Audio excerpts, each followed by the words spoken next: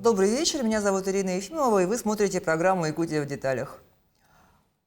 Громкое имя в честь символа Российской империи Георгия Победоносца в какой-то мере оправдало себя. Мальчик, родившийся в апреле 1892 года в семье зажиточного инородца Семена Васильевича Ефимова, впоследствии стал неординарной личностью, ярким представителем якутской интеллигенции начала XX века Георгием Семеновичем Ефимовым. Фигура Георгия Ефимова в некотором смысле символ поколения, которое стояло у истоков государственности Якутии. Сегодня в столице республики прошла научно-практическая конференция, а на исторической родине видного государственного деятеля Верхоянии ждут итогов этой конференции, которая призвана дать новую оценку его наследию. Об этом сегодня поговорим с гостем студии, краеведом Ильей Колосовым. Добрый вечер, Илья Семенович. Добрый вечер. Я вас позвала, именно вас, потому что ваш доклад мне показался очень интересным. Тема его была как раз судьба Ефимова, именно период 21-22 годов. Это то время, когда создавалась автономия. То есть в 21 году он в составе рабочей группы по разработке автономии, да, по разработке Конституции, работал над проектом этим автономии совместно с Платоном Аюнским, Максимом Амосовым и Сидором Бараховым. Ефимов отвечал за юридическую сторону, поскольку он был юрист по образованию. А в 22 году уже мы его видим в роли белого повстанца, главы Временного областного якутского народного управления. Вот как так вышло? Это очень судьбоносное время было тогда для Якутии. Тогда на кон стал вопрос о жизни и смерти целого народа. В это время у нас были отважные сыны, которых мы некоторых только сейчас знаем, большинство населения. А очень много людей, замечательных людей сейчас находится в забвении. Только во время годов перестройки и гласности мы узнали очень многих своих замечательных земляков. Так, вы спрашиваете, что это Ефимов почему организовал правительство у белых, Временное якутское народное областное управление. Это фактически, временная организация была. По-настоящему, я думаю, Ефимов болел за Губревком, потому что он работал в Губревкоме под началом Оюнского.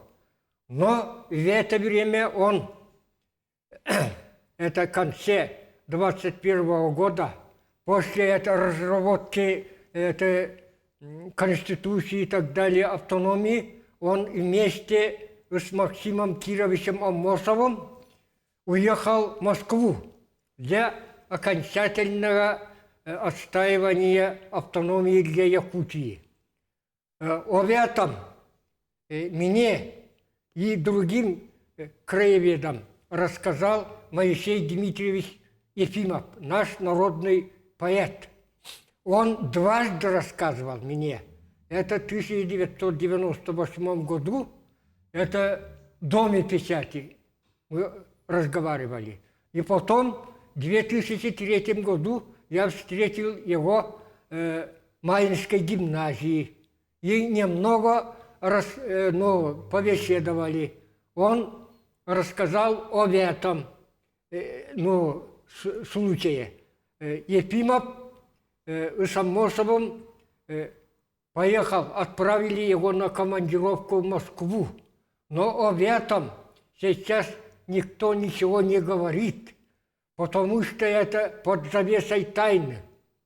А Ефимов по-настоящему там ходил. И они с Амосовым ходили по разным инстанциям. Как опытный юрист Ефимов все увидел и оценил глазами юриста о положении Советской России и об отношениях Центрального комитета к нашей автономии. И потом,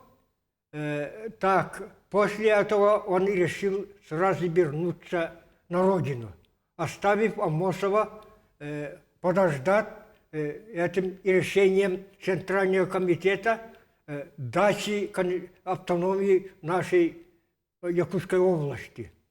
Почему он возвратился?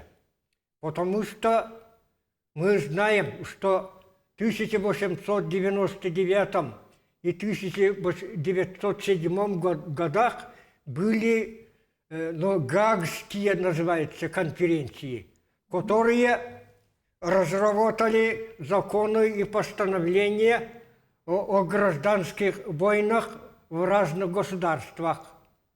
И когда эти противоборствующие стороны, если оба имеют правительство, да, побежденную сторону, победившая страна, не имела полностью уничтожать. Не имела права. Не имела права. Если побежденная сторона не имела правительства, то она приравнивалась с разбойничей бандитской шайкой и подлежала уничтожению. Возможность победившей стране полностью уничтожить и ликвидировать его. Такое, страшная судьба ждала якутский народ летом 22 года. Потому что с открытием навигации 5-я армия, командование 5-й армии из Иркутска намеревалось отправить крупные соединения Красной армии для подавления якутского восстания. Годом раньше таким же образом страшно, безжалостно подавляли Тамбовское восстание. И они намеревались повторить это дело.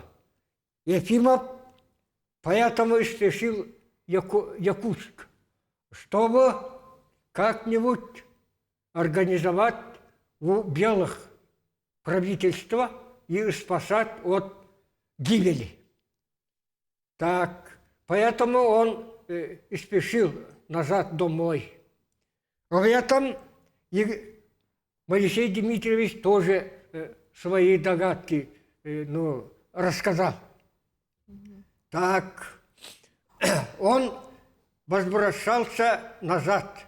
В это время в Томске или Омске он встретил одного очень умного человека с аналитическим умом, своего земляка. И они обсуждали о судьбе своей Якутии там вместе. И этот человек очень много давал ценных советов Ефимову и, можно сказать, благословил в этом деле. А кто это был за человек? Это мы подразумеваем Роман Иванович Орочин. 2 года раньше его, по делу как раз Орошинского, заговора, вместе с этим Василием Васильевичем Никифоровым, Гаврилом Васильевичем Ксенофонтовым и другими отправили Иркутск, ссылку.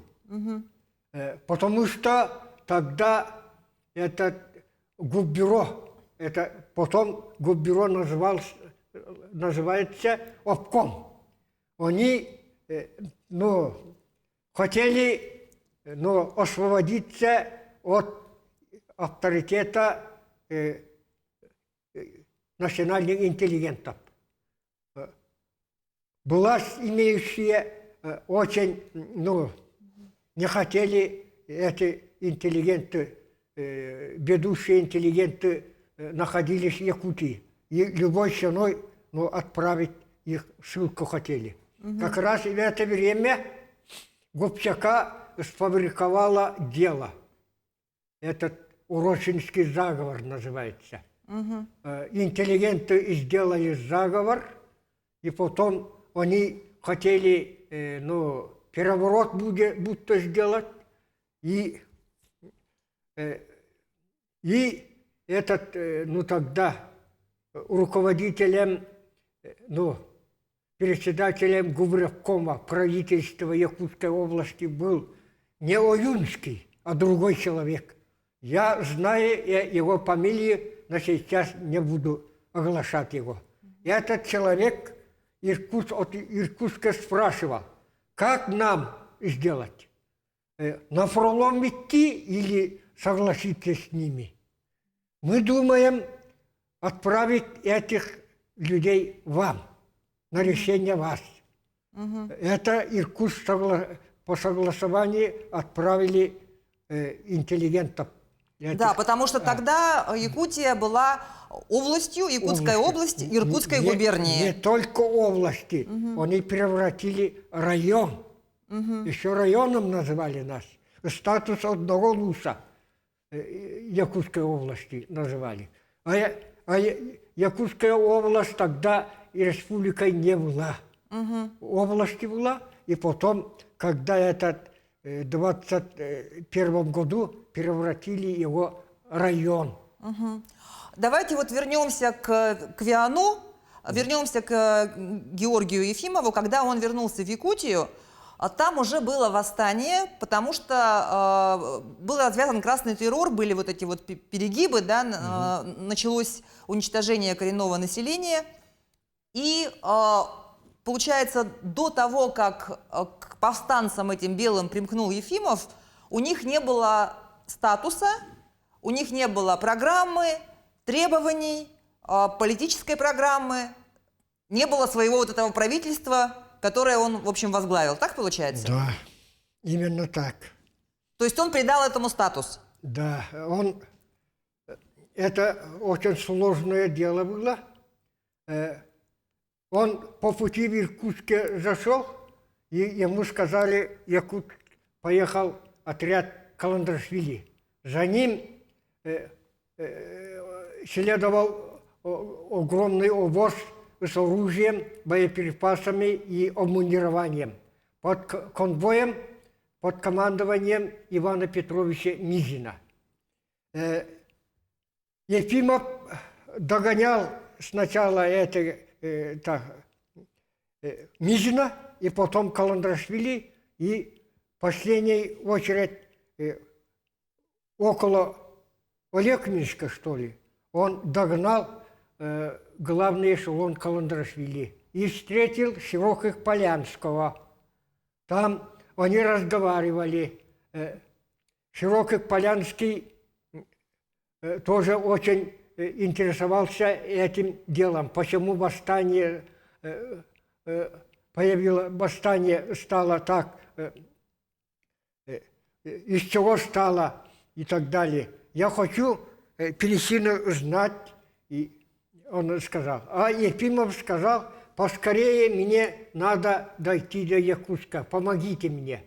Он, Широкополянский, согласился и сказал, вы мне расскажите, кто возглавляет у вас, характеристики давайте, губбюро, губревкома и этого Губчака.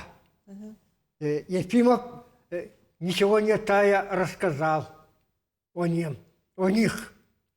Так, о триумвирате Лебедева, Агеева, Козлова и о губревкоме Оюнском и его соратникам, и это командование Красной армии якутской частей Красной армии. И потом они пришли к согласованию, что надо держаться на стороне Губревкома. Губбюро — это Лебедев, Агеев и Козлов. Они на неправильной позиции стоят, сказал Ефимов. И потом он: помогите мне дойти до Якутска быстрее, сказал. И Полянский согласился и дал указание его не задерживать в ямских станках. А Ефимов,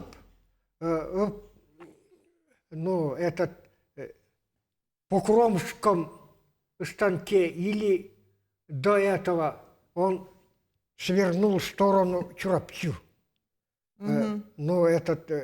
Чурапче был центр повстанцев. Центр восстания. И дальше, получается, события вообще стремительно развиваются. Да, стремительно. То есть в марте 22 года в Чурапче на учредительном съезде этого ВИАНУ Ефимова избирают председателем этого временного правительства. И советское руководство в Москве, принимает решение дать автономию. В апреле у нас 27 апреля 22 года Якутия получает статус автономной республики. И как только вышло это решение о предоставлении автономии, белое повстанческое движение в Якутии сходит на нет. Как вот? Это было, Ефимов, как раз логово восстания попал, да?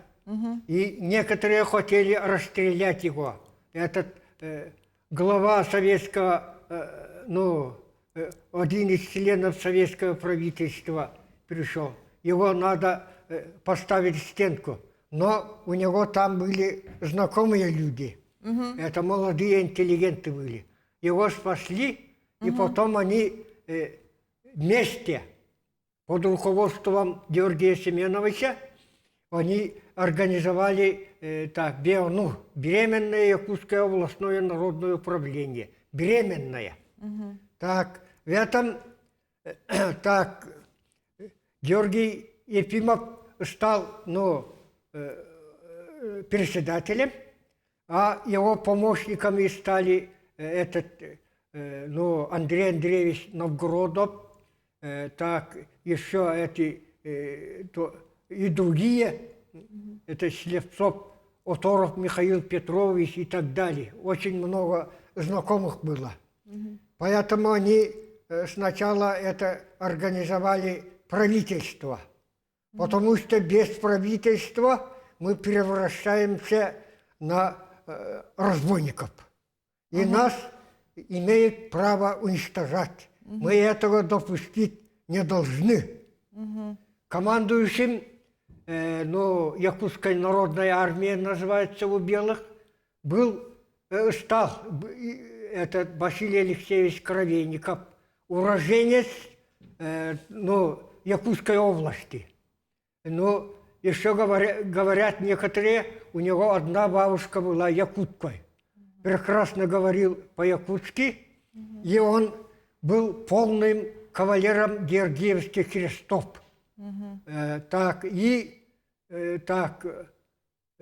Ордена,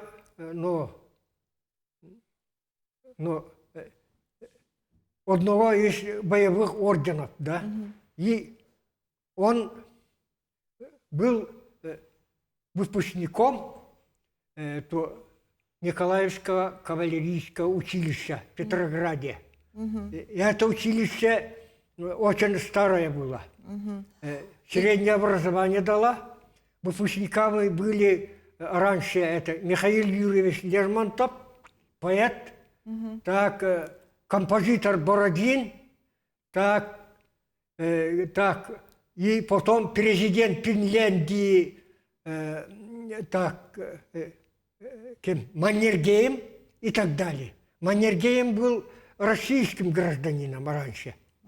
И Коровейников стал выпускником этого заведения. Потом в гражданской войне он как будто перешел на сторону красных и стал краскомом, красным командиром.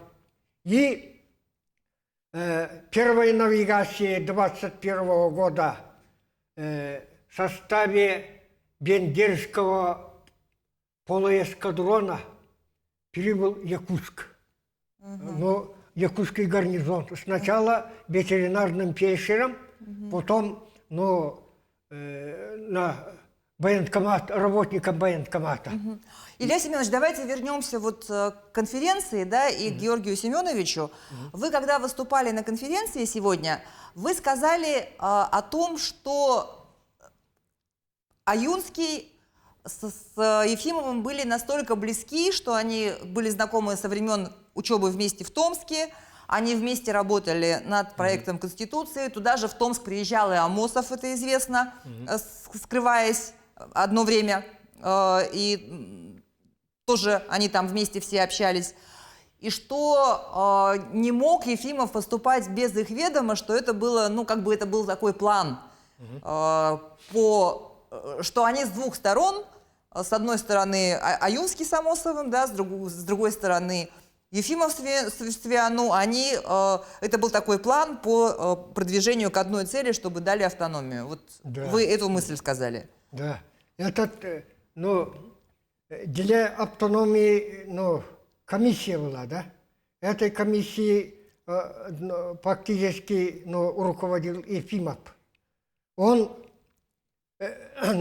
Конституцию сделал, так, и все эти, первые, шаги автономии.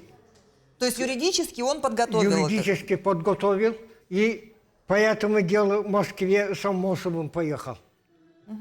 Это скрывали в советское время, скрывают, потому что даже боялись они Амосов, Аюнский, Варахов и так далее, потому что по их вине Ефимов перешел в сторону белых. Но это не так, по нужде, потому что спасать свой народ от этого, погрома, можно сказать. Ефимов сделал гражданский подвиг. Он по-настоящему думал о судьбе своей родины, своего народа, да? И он на алтарь этого дела свою судьбу положил. Он стал добровольно изгнанником. Поэтому он не мог возвратиться в лоно советской власти. Его сразу осудили бы, да? И он эмигрировал поэтому. И ничего неплохого он не сделал, и эмиграцией жил он потом.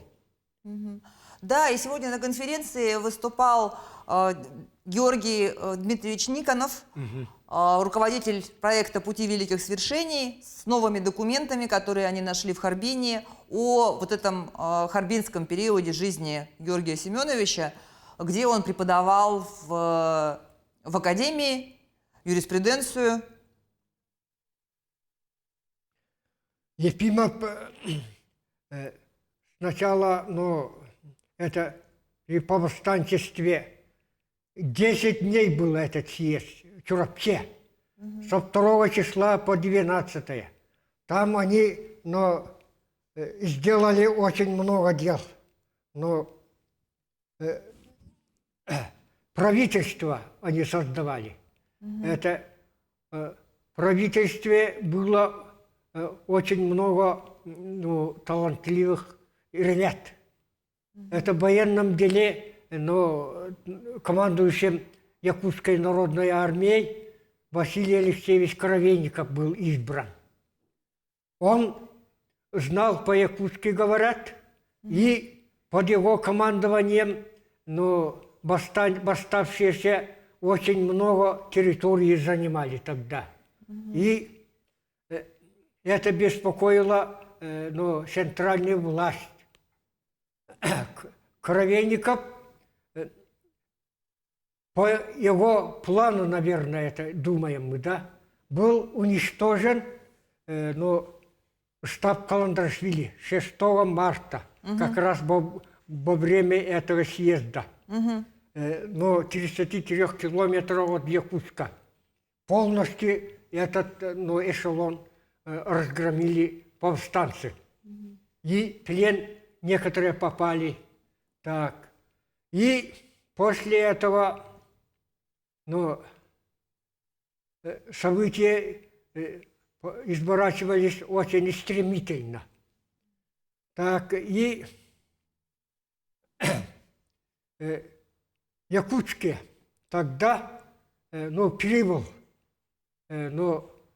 Широкий Полянский. Широкий Полянский строт. Это первый эшелон был. И потом они с Лебедевым, Агеевым и Козловым Широкий Полянский общего языка не нашел. И потом по совету Ефимова он нашел Оюнского, Барахова, Савлука и других. И они вместе свергли власть триумвирата Лебедева, Агеева и Козлова. И потом этот триумвират имел очень глубокие корни с юга. Иркутске, Москве и так далее. Широкий Полянский очень умный был человек, хотя ему было 24 года. Но они все молодые были. Да, все молодые были. Но он как раз и организовал это дело. Первое место здесь, в этом деле, Широкого Полянского, можно сказать. Отсутствие Ефимова. Ефимов разворачивал дело на стане белых. Можно сказать, он организовал правительство, но он это правительство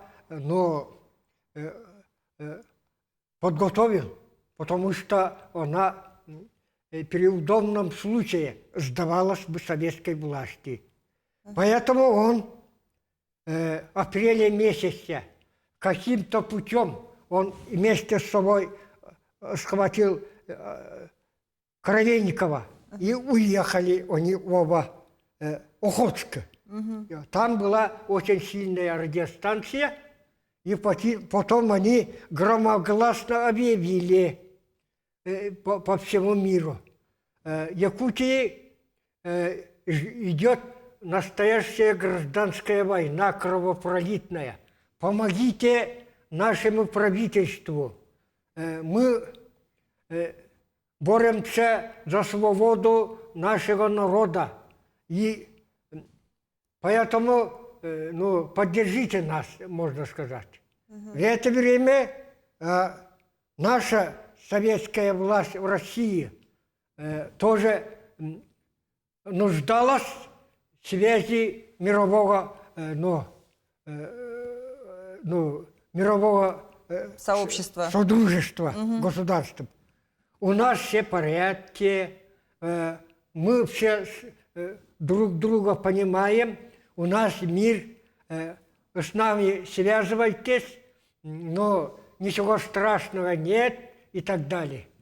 В это время это гром с ясного неба, это провозглашение, это Беонуда. Ефимов с Коровейниковым они провозгласили во весь мир. Поэтому центральная власть вынуждена сразу давать автономию нашей Якутии.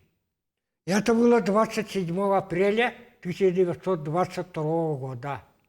Ефимов, когда услышал этого, наверное, думал, я свое дело сделал. Так. И потом он с Коровейниковым, они эмиграции уехали. И потом, это, книга есть у нашего писателя Ивана Петачеева. Так, большая такая книга, 2000 1971 году. Там тоже он упоминает об этом Белну. Этот Белну свое дело сделал, но если Коровейников остался в Якутии, он дальше воевал бы с советской властью. Такого Ефимов не хотел, и поэтому талантливого командующего Белых с собой каким-то чудом он унес с собой. А оставшиеся чурапче, это члены правительства, они ничего не могли сделать, да? И когда эта автономия провозглашена была, сразу амнистию объявили. Этот Оюнский, Барахов и другие.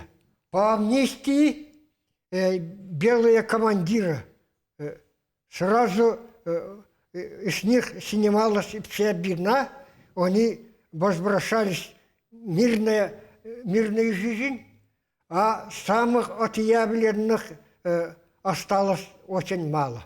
Это совсем легкое дело было с ними делать, что хотеть. А почему вот имя Ефимова в советское время вообще не упоминалось? Потому что это в первую очередь буржуазный интеллигент назвали, и он, Но это те же самые обвинения, которые, по сути, были потом в 1937 году выдвинуты Да. против Аюнского, Ага. против Фамосова, Ага. против Барахова. Их же всех репрессировали. это Ефимова они хотели выудить себе, да? Но вернитесь обратно, Якутск, да? Некоторые обернулись. Например, этот Новгородов Василий Иннокентьевич Синекеда. Их сразу в тюрьму отправили. И этот Ефимов очень умный человек. Поэтому на этот лакомый кусок ихнего... На обещания, на эти он не поверил и остался. Но он несколько раз ходил в Россию машинистом паровоза, где-то это Сибири. И он встретил там своего земляка, этого Ефимова Афанасия Спиридоновича, Убренвала.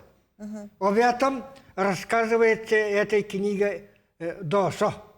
Этот, как называется, это такая толстая книга была. Ну, вообще очень много еще о Ефимове вклад внес Харысхал. Да. Ага. Очень много документов. Но это Харысхал нашел, и до этого тоже, оказывается, занимались Ефимовым. Они хотели, его это вынудить перейти в Советский Союз. Он ведь гражданином Китая был, да? И потом его схватить. Но он на это не пошел. Это, Иван Егорович Федосеев Досо этой своей книге говорит, что так, Ефимов был машинистом поезда, да? И потом встретил этого Убренвала, да? И потом Убренвала Афанасий Спиридонович ему сказал, что ты как свободно хочешь, тебя арестуют и упекут в тюрьму или расстреляют. Больше не возвращайся. Посоветовал. Посоветовал. Он не возвратился. Илья Семенович, у нас уже время подходит к концу. Ага. Последний вопрос. Как вы считаете, вот сегодняшняя конференция, она станет каким-то новым этапом в в исследовании, в популяризации, в возвращении имени Ефимова народу? Эта конференция достигла цели, потому что очень многое поняли, что Ефимов не брат народа и не предатель якутского народа, а настоящий патриот. И об этом не только это участники конференции, очень много людей в Улусах тоже понимает. Нынешняя якутская интеллигенция очень разумна. Да, Поэтому, и надо еще отметить, что он всегда рассматривал Якутию в составе России. Да. И временно это якутское управление было в составе России, просто вопрос был в управлении России. И когда он заполнял китайские документы, там есть его рукой заполнены, он там национальность указывает как русский. Ага. Случай.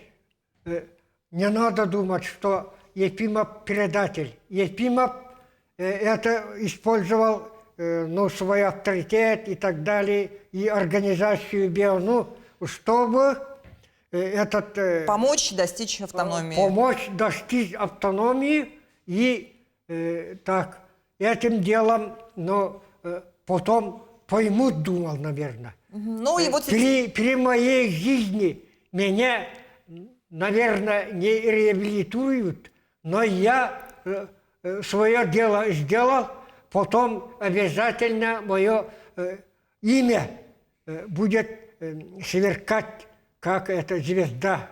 Ну вот я надеюсь, Якутии, что время настало. Ага.